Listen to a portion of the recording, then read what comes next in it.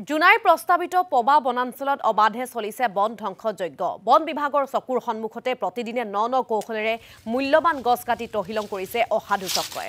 মূল্যৱান গছ কাটি বিভিন্ন স্থানলৈ সৰবৰাহ কৰিছে দুষ্কৃতিকাৰীয়ে। বনাঞ্চলখনত অবাধে চলি থকা এই বন ধ্বংসযজ্ঞ ৰোধ কৰিবলৈ বন বিভাগক দাবী জনাইছে স্থানীয় ৰাইজে।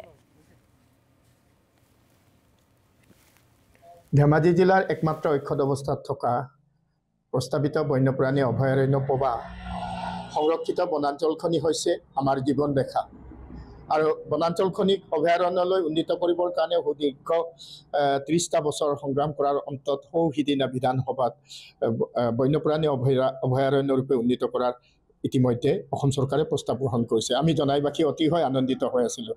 সেই উপলক্ষে যোৱা ফেব্ৰুৱাৰী মাহত পবা বৰ্ষাৰণ্য মহোৎসৱো উদযাপন কৰা হ'ল। কিন্তু পৰিতাপৰ বিষয় যে বনাঞ্চলখনিৰ বৰ্তমান এক শ্ৰেণীৰ চোৰাং কাঠৰ ব্যৱসায়ীয়ে গোপনে গছ কাটি তহিলং কৰিবলৈ আৰম্ভ কৰিছে।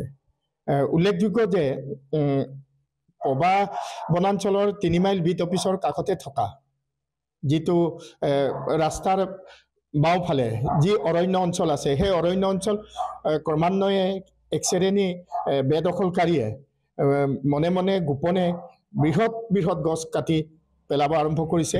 লগতে কিছুমান পুলি গছবিলাক মানে বাকলিবিলাক এনেকৈ চাচি এৰুৱাই দিয়া হৈছে যে গছজোপা মানে কেইদিনমানৰ পিছত মৃত্যু হ'ব লাগে।